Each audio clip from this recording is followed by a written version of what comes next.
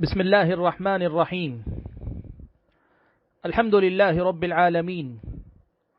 والصلاة والسلام على أشرف الأنبياء والمرسلين وعلى آله وأصحابه أجمعين ومن تبعهم بإحسان إلى يوم الدين أما بعد. محترم حضرات اور خواتین اسلام، آپ سبھی اس بات سے بخوبی واقف ہیں کہ کورونا وائرس کی وجہ سے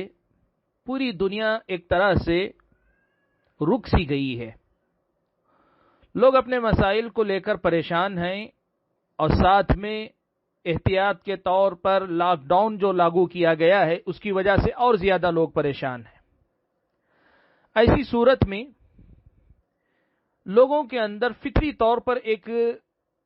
جذبہ بہت ہی زیادہ جوش مار رہا ہوتا ہے کہ کہاں سے ہمارے لیے راستہ کھلے گا، کب ہمیں کوئی خوشخبری ملے گی، کب ہمیں کوئی اطلاع دے گا کہ کب ہمارے حالات معمول پر لوٹ آئیں گے. ہر آدمی ایک انتظار میں ہے کہ کب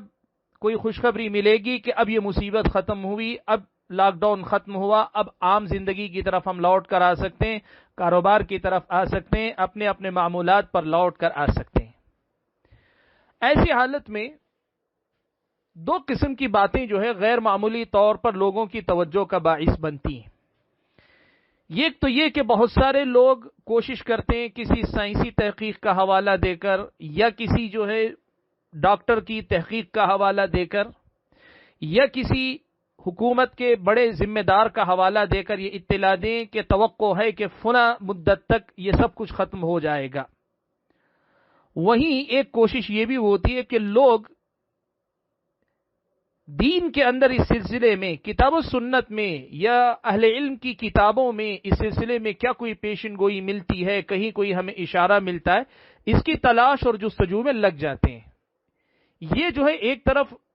طبیعی رد عمل ہے کہ انسان کی طبیعت میں ایک جستجو ہوتی ہے، اور دوسری بات یہ کہ جیسے کہتے ہیں کہ تنکے کو ڈوبتے کا سہارا، کہ ڈوبنے والا آدمی کہیں سے بھی بچنے کی راہ ملے تو اس سے بچنے کی کوشش کرتا ہے. تو سامنے والا کوئی بھی ایسی خبر دیتا ہے تو تحقیق کیے بغیر، چونکہ خبر وہ ہوتی ہے جو ہمارا نفس سننا چاہتا ہے، ہم جو سننا چاہتے ہیں سامنے والا ہمیں وہی بتا رہا ہے. اس وجہ سے کوئی بھی ایسی خبر، کوئی بھی ایسی اطلاع، کوئی بھی ایسی بات ہمارے سامنے آئے جس میں یہ بات معلوم ہو کہ ہم فلاں مدت کے اندر انشاءاللہ اس صورتحال سے آزاد ہو جائیں گے، تو سماج بڑی تیزی سے اسے لپکتا ہے، قبول کرتا ہے، لوگوں کے اندر اسے پھیلانا شروع کرتا ہے. یہ انسان کی طبیعت اور انسان کی نفسیات کے دو ظاہریں ہیں، دو کئی صورتیں ہیں جو عام طور پر دیکھنے میں آتی ہیں. اور اسی کا نتیجہ ہے کہ سوشل میڈیا پر اس وقت ایک مسئلہ بڑی تیزی سے گردش کر رہا ہے اور لوگ اس کو خوب پھیلا رہے ہیں. اور وہ مسئلہ یہ ہے کہ مئی کے مہینے میں تقریباً دوسرے ہفتے یا تیسرے ہفتے میں یہ بیماری ختم ہو جائے گی، ایسی پیشین گوئی احادیث رسول صلی اللہ علیہ وسلم کے اندر پائی جاتی ہے. آپ یہ بات یاد رکھیں کہ اس سلسلے میں پہل تو بات عربی ایک مضمون سے شروع ہوئی تھی. ایک عربی مضمون نگار نے اسی قسم کی بات لکھی تھی، لیکن ہندوستان کے اندر یہ تحریر ایک مفتی صاحب کے اردو مضمون کی وجہ سے زیادہ جو ہے عام ہوئی، یا پیغام زیادہ پھیلا، یا یہ بات لوگوں کے اندر مشہور ہوئی. جو لوگ اس مسئلے کو پڑھ چکے ہیں، جو لوگ اس مضمون سے واقف ہیں، ان کے سامنے اس مسئلے کی وضاحت ہے. میں اس کی تفصیل میں اب جانا نہیں چاہتا، میں صرف اس نقطے پہ بات کرنا چاہتا ہوں کیا واقعی ایسی بات ہے کہ حدیث رسول صلی اللہ علیہ وسلم کے اندر ایسی کوئی پیشن گوئی ہے کہ جس کے مطابق مئی کے مہینے میں، یا 12 مئی بالضبط انہوں نے تاریخ لکھی ہے، یا یوں کہیے کہ مئی کے مہینے کے تیسرے ہفتے کی شروعات میں یہ بیماری اس دنیا سے ختم ہو جائے گی؟ کیا حدیث رسول میں اس قسم کی کوئی بات ہے؟ دیکھیے، میں بات آپ کو صاف کر دوں،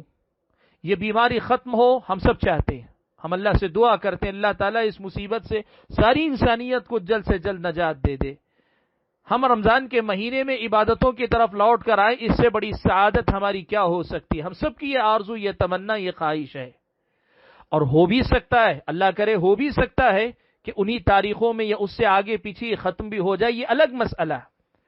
لیکن کیا حدیث رسول میں ایسی کوئی پیشین گوئی ہے کہ نہیں ہے، یہ اصل مسئلہ ہے جس کو ہم اور آپ کو دیکھنا ہے۔ یہ نہیں کہ ہماری خواہش کیا ہے، یہ نہیں کہ کل کے دن جا کے پتا چلتا ہے کہ واقعی ایسا ہوتا ہے، ایسا ہو بھی جائے تو اس کی وجہ سے مسئلہ نہیں بدلنا چاہیے، مسئلہ دلائل کی روشنی میں دیکھا جاتا ہے، دلائل کی روشنی میں دیکھا جائے۔ میں آپ کے سامنے یہ بات رکھنا چاہتا ہوں کہ مضمون نگار نے اس سلسلے میں دو قسم کی احادیث سے استدلال کیا ہے۔ کچھ حدیثیں ہیں جو خاص ہیں، جو آئی ہیں کھجور کی پیداوار سے متعلق، یعنی ایسی حدیثیں مسند احمد اور صحیح مسلم، صحیح بخاری وغیرہ کے اندر جو کھجور کی پیداوار سے متعلق احادیث آئی ہیں اس کے تناظر میں استدلال کیا ہے، اور کچھ حدیثیں عام حدیثیں جس میں کھجور کا ذکر نہیں ہے، عام آفت کا تذکرہ آیا ہے۔ ان دونوں قسم کی حدیثوں میں جو لفظ آیا ہے وہ ہے لفظ عاہتن، العاہتو۔ اس العاہتو کا مفہوم کیا ہے، میں آپ کے سامنے سب سے پہلے احادیث کی روشنی میں جو بات ہے وہ بتا دیتا ہوں۔ مختصراً آپ یہ دیکھ لیں، پیارے نبی صلی اللہ علیہ وسلم سے اس سلسلے میں حدیثیں کئی آئی ہیں جس میں اللہ کے نبی صلی اللہ علیہ وسلم نے یہ مسئلہ واضح فرمایا ہے کہ جب پھل نکلتے ہیں، جس کو ہم ہماری موٹی زبان میں پندا کہتے ہیں، یا پھر بہت ساری جگہ پہ پھول لگتا ہے، پندے سے پہلے پھول لگتا ہے، تو ہمارے پاس بھی جیسے آم کے بیوپاری ہیں، وہ لوگ پھول پر خرید لیتے ہیں یا اس سے پہلے ہی خرید لیتے ہیں باغ وغیرہ۔ تو عربوں کے ہاں یہ رواج تھا کہ وہ پھل ابھی لگا ہوتا، ابھی وہ پھل پختہ نہیں ہوتا، ابھی وہ پھل کولا ہی ہوتا، کہ ابھی اس کے گرنے کے یا خراب ہونے کے امکانات پورے باقی رہتے، لوگ خرید لیا کرتے تھے، اور اس کی وجہ سے لوگوں میں بعد میں چل کر جب وہ کھجور کی پیداوار متاثر ہوتی تو جھگڑے کی نوبت آتی، نقصان اٹھاتے، تو نبی علیہ الصلوۃ والسلام نے ایک ضابطہ دیا صحابہ کو کہ دیکھو تم کھجور کی پیداوار، آپ کے باغ کی جو کھیتی ہے، کھیتی کرنے کے بعد جو کھجور نکلتا ہے، درخت پر لگے کھجور کو اس وقت نہ بیچو جب تک وہ پختہ نہ ہو جائے۔ یہ حدیث کے ایک لفظ میں آئے، حتی تزہو، اللہ کے نبی صلی اللہ علیہ وسلم نے رنگ کے حوالے سے کہا۔ دوسری روایت میں اللہ کے نبی صلی اللہ علیہ وسلم ایک دوسرا لفظ استعمال کیا، یعنی پھل کے حتی یبدو صلاحها، وہ قابل بیچے جانے کے قابل ہو جائے، الگ الگ الفاظ استعمال کیے۔ وہی نبی علیہ الصلوۃ والسلام نے ایک لفظ یہ بھی استعمال کیا کہ وَيَأْمَنَ الْعَاهَةَ، وہ آفت سے محفوظ ہو جائے۔ حدیثوں کا سیدھا سا مفہوم یہ تھا کہ نبی علیہ الصلوۃ والسلام نے پھلوں کو بیچنے سے منع کیا قبل اس کے کہ وہ پھل بیچے جانے کے قابل ہو جائیں۔ فصل تیار ہو اس کے بعد میں بیچو، نہ یہ کہ ابھی پندا لگا ہو، پھول لگا ہو، بلکہ پھول نہ لگا اس سے پہلے بیچو۔ اس سے اللہ کے نبی صلی اللہ علیہ وسلم نے منع فرمایا۔ بہت سیدھا سا مفہوم تھا کہ یأمن العاہہ، یہ جو آفت سے محفوظ ہو جائے۔ اس کی تفسیر حدیث کے دوسرے الفاظ خود کر رہے ہیں کہ وہ پھل پختہ ہو جائے، وہ پھل جو ہے پختہ ہو جائے، یہ اللہ کے نبی صلی اللہ علیہ وسلم کا مقصود تھا۔ مسند احمد کی روایت میں یہ الفاظ آئے ہیں کہ نبی علیہ الصلوۃ والسلام کی اس حدیث کو حضرت عبداللہ ابن عمر رضی اللہ تعالی عنہما نے جب بیان کیا تو سننے والے لوگوں نے پوچھا، ابا عبد الرحمن، اے ابو عبد الرحمن، یہ جو آہا جو ہے مصیبت چلی جائے، اللہ کے نبی نے کہا نا آفت سے محفوظ ہو جائے، اس کا مطلب کیا ہے؟ تو حضرت عبداللہ ابن عمر رضی اللہ تعالی عنہما نے کہا طلوع الثریا، ثریا ستارے کا طلوع ہونا۔ تفصیل میں گئے بغیر مختصر آپ کے سامنے بتا دوں کہ شارحین نے لکھا ہے کہ ثریا ستارے کا طلوع ہونا یہ جو ہے اہل علم کے نزدیک موسم کے اعتبار سے، عرب کے موسم کے اعتبار سے یہ وقت کی تعیین تھی کہ کب، جیسے ہمارے ہاں ایک موسم ہوتا ہے، آپ کو پتا ہے مختلف قسم کے پھل ہمارے پاس لگتے ہیں، ایک مہینے میں لگتے ہیں تو 3 مہینے کے بعد جا کر وہ پیداوار بیچے جانے کے قابل ہو جاتی ہے۔ تو حضرت عبداللہ ابن عمر سے بھی لوگوں نے پوچھا کہ یہ کب ہوتا ہے، وہ بیچے جانے کے قابل کب ہو جاتی ہے؟ تو حضرت عبداللہ ابن عمر رضی اللہ تعالی عنہما نے کہا کہ جب یہ ثریا ستارہ طلوع ہوتا ہے تب۔ میں آپ کو ایک مسئلہ بتا دوں، ستاروں کے سلسلے میں شریعت اسلامیہ کا ضابطہ یہ ہے کہ ستاروں کی تاثیر دنیا پر، افراد پر ماننا، دنیا کے واقعات پر ماننا، پیارے نبی صلی اللہ علیہ وسلم نے اسے کفر قرار دیا ہے۔ لیکن ستارے جو مخصوص موسم میں طلوع ہوتے ہیں، ان کے طلوع ہونے پر مخصوص موسم کے طلوع ہونے کا اندازہ لگانا کہ بھئی فلاں ستارہ طلوع ہوا ہے تو اب یہ موسم شروع ہو رہا ہے، فلاں ستارہ اب غائب ہو گیا نظر نہیں آتا ہے تو یہ موسم ختم ہو رہا ہے، یا پھر رات کے وقت میں فلاں ستارہ طلوع ہو تو اب جو ہے طلوع فجر کا وقت قریب ہے وغیرہ، یہ جو چیزیں اسلامی شریعت کی نظر میں جائز ہیں۔ تو حضرت عبداللہ ابن عمر رضی اللہ تعالیٰ عنہما نے بھی وہی معاملہ کیا، یہ بتایا کہ جب یہ ستارہ طلوع ہوگا ثریا تو اس موقع پر گویا وہ موسم شروع ہو جاتا ہے جس موسم میں پھل پختہ ہو جاتے ہیں، یہ حضرت عبداللہ ابن عمر رضی اللہ تعالیٰ عنہما نے بتایا۔ مضمون نگار نے اس سلسلے میں کیا کیا ہے، اس حدیث کی شرح کرتے ہوئے دو چیزوں پر دار و مدار رکھا۔ ایک تو یہ کہ یہ حدیث وہاں جو وہاں جو عرب کی پیداوار تھی کھجور، اس کو لاحق ہونے والی جو بیماریاں یا بیماریوں سے بڑھ کر بھی پھل پختہ نہ ہو کر کچے پھل کو بیچ دینے کا جو موسم تھا، اس موسم کے اختتام کی جو بات حضرت عبداللہ ابن عمر رضی اللہ تعالیٰ عنہما کہی تھی، اس کو عام کر دیا ہر آفت کے لیے۔ یہ کہہ دیا کہ دنیا میں کوئی بھی آفت آئے تو اس کی ختم ہونے کا یہی وقت ہے جب ثریا ستارہ طلوع ہوتا ہے، اور وہ مئی کے مہینے میں ہوتا ہے۔ یہ مسئلہ نہیں ہے کہ وہ مئی کے مہینے میں طلوع ہوتا ہے کہ نہیں ہوتا ہے، اس سلسلے میں فلکیات کے ماہرین نے یہ بات کہی ہے اپنی جگہ پہ، لیکن مسئلہ یہ کہ اس کے طلوع ہونے کا تعلق لوگوں کے بیماریوں کے خاتمے سے ہے، یہ مسئلہ اصل میں سمجھنے کا ہے۔ مضمون نگار نے اس سلسلے میں دو باتوں کے سہارے اپنے اس دعوے کو ثابت کرنے کی کوشش کی ہے۔ ایک تو یہ کہ امام قرطبی، سمعانی یا صاحب فیض القدیر وغیرہ ان جیسے علماء کا نام لے کر یہ بتایا ہے کہ ان شارحین نے یہ کہا ہے کہ یہ آفت سے محفوظ ہونے کی جو بات ہے، یہ کھجوروں پر آنے والی صرف آفت مراد نہیں ہے، بلکہ پوری دنیا میں کہیں بھی آفت آئے تو وہ بھی اس میں داخل ہے، یہ بات شارحین نے مانا ہے۔ جبکہ انہوں نے خود یہ بات کہی ہے کہ جمہور اہل علم اس کو نہیں مانتے۔ جمہور اہل علم کا موقف یہ ہے کہ یہ کھجوروں کے ساتھ متعلق یہ خاص آفت ہے، اور آفت سے مراد بھی بیماری سے بڑھ کر اس کے کچے پن کا ختم ہو کر پھل کا پختہ ہونا مراد ہے۔ بعض اہل علم نے کہا ہے تو انہوں نے نام لے کر یہ بات بتائی کہ فلاں اس کے قائل ہیں کہ یہ ہر مصیبت کے لیے عام ہے۔ ایک تو ان اہل علم پر دار و مدار رکھا ہے، اور دوسری طرف مضمون نگار نے دو حدیثوں پر اپنی اس رائے کا دار و مدار رکھا ہے۔ یہ دو حدیثیں، ان میں سے ایک مسند احمد کی ہے اور دوسری معجم کبیر اور معجم اوسط کی روایت ہے، جس میں عام الفاظ آئے کہ جب ستارہ طلوع ہوگا تو لوگوں کے اندر اگر کوئی مصیبت قائم ہوگی، کوئی آفت ہوگی، وہ یا تو اٹھا لی جائے گی یا وہ ہلکی ہو جائے گی۔ مسند احمد کی یہ روایت کے الفاظ ہیں۔ میں آپ کے سامنے یہ بات رکھنا چاہتا ہوں کہ مسند احمد کے محقق شیخ شعیب ارناؤت رحمہ اللہ نے اس کو حسن قرار دیا، لیکن شیخ البانی رحمۃ اللہ علیہ نے ضعیف الجامع الصغیر کے اندر اس حدیث کی اور اس معنی کی دوسری روایت کی بھی تحقیق کرتے ہوئے بڑی باریکی کے ساتھ یہ مسئلہ ذکر کیا ہے کہ اس حدیث کو حسن نہیں قرار دیا جا سکتا، اس لیے کہ جس حدیث کو شعیب ارناؤت نے حسن کہا ہے وہ ضعیف ہے،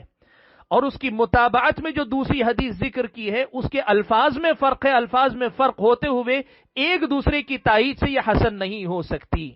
گویا معلوم یہ ہوا کہ مضمون نگار کے اپنے مضمون کے مطابق ان کی اپنی گفتگو کا دار و مدار یا تو ضعیف حدیث پر ہے جسے انہوں نے شعیب ارناؤت کے حکم پر اعتماد کرتے ہوئے حسن سمجھا ہے جبکہ حدیث وہ ضعیف ہے، یا پھر بعض اہل علم کی تفسیر یا ان کی اپنی رائے ہے کہ وہ یہ سمجھتے ہیں کہ نہیں، یہ صرف کھجور کے ساتھ نہیں سب کے ساتھ عام ہے۔ جمہور اہل علم کی یہ رائے نہیں، جمہور اہل علم اسے کھجور کے ساتھ خاص مانتے۔ تو اب ان دونوں صورتوں میں آپ دیکھیے، نہ حدیث ان کی بنیاد ہے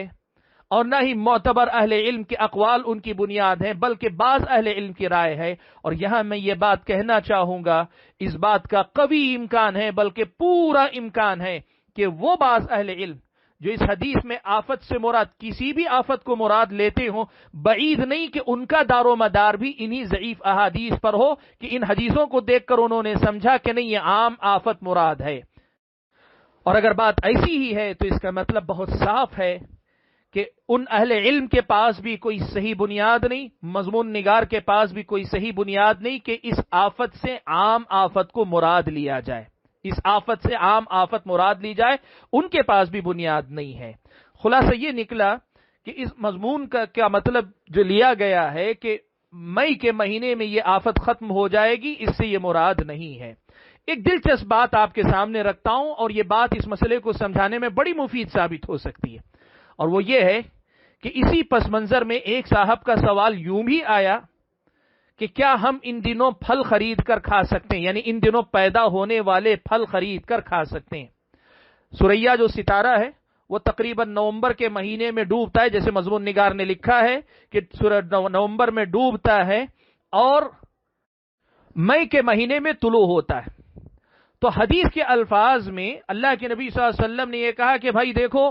تم یہ جو ہے اپنی پیداوار نہ بیچو، اپنے پھل نہ بیچو جب تک کہ یہ مصیبت ختم نہ ہو جائے۔ تو اس کا مطلب یہ ہوا، سوال کرنے والے سائل یہ پوچھ رہے ہیں کہ اس کا مطلب یہ ہوا کہ نومبر سے لے کر مئی کے مہینے کے درمیان جو پھل پیدا ہوتے ہیں ان کا کھانا جائز نہیں ہوگا، یا کم از کم جو ہے صحت کے لیے نقصان دہ ہوگا۔ کیوں؟ اس لیے کہ اگر حدیث عام ہے، اگر حدیث کا مفہوم یہ ہے کہ یہ عام ہے، وہ عرب کے موسم کے ساتھ خاص نہیں ہے، اور آفت سے مراد بیماریوں اور وبا ہے، تو اس کا مطلب یہ ہوا کہ سوریا ستارہ جب تک آسمان سے غائب ہے تب تک پیدا ہونے والے پھلوں کے اندر آفت ہونے کا امکان ہے، بیماری ہونے کا امکان ہے، اس لیے ہمیں پھل نہیں کھانا چاہیے۔ دیکھیے ایسا ہوتا ہے جب مسئلے کو نزاکت کے ساتھ، باریکی کے ساتھ نہ سمجھا جائے۔ لوگ یہ سمجھانے نکلے تھے کہ یہ بیماری ختم ہو جائے گی، لیکن لوگوں نے بیماری کو جس بیماری کے مفہوم میں لیا، اس مفہوم نے یہ نیا سوال پیدا کیا کہ اس کا مطلب نومبر سے مئی تک پیدا ہونے والے پھل آفت کی زد میں ہوتے ہیں، بیماری کی زد میں ہوتے ہیں، آفت کی زد میں ہوتے ہیں، یہ مفہوم لیا گیا۔ ظاہر بات ہے جب آپ اسے نبی علیہ الصلوۃ والسلام کی حدیث کے بعض الفاظ کو دیگر بعض الفاظ کی روشنی میں تفسیر کر کے سمجھتے اور کہتے یہاں آہتن آفت سے مراد کھجوروں کو لگنے والی بیماری، یا حدیث کے دوسرے الفاظ کی روشنی میں کھجوروں کا کچا ہونا، پنڈا ہونا یا کولا ہونا، جس کی وجہ سے وہ ابھی بیماری سے متاثر ہونے یا جو ہے گر جانے، ختم ہو جانے کے خطرے سے دوچار رہتے ہیں، یہ مراد ہے۔ اگر آپ نے اتنا ہی کہا ہوتا تو پھر کوئی نیا سوال پیدا نہیں ہوتا، اور یہی جمہور اہل علم کا موقف ہے، اور اس کی تائید حدیث سے ہوتی ہے، حدیث کی دوسرے الفاظ اس کی بنیاد ہے۔ اس سے ہٹ کر بعض اہل علم یا ضعیف احادیث کا سہارا لے کر آفت کو عام آفت مراد لیتے ہیں، تو کھجور ہی نہیں،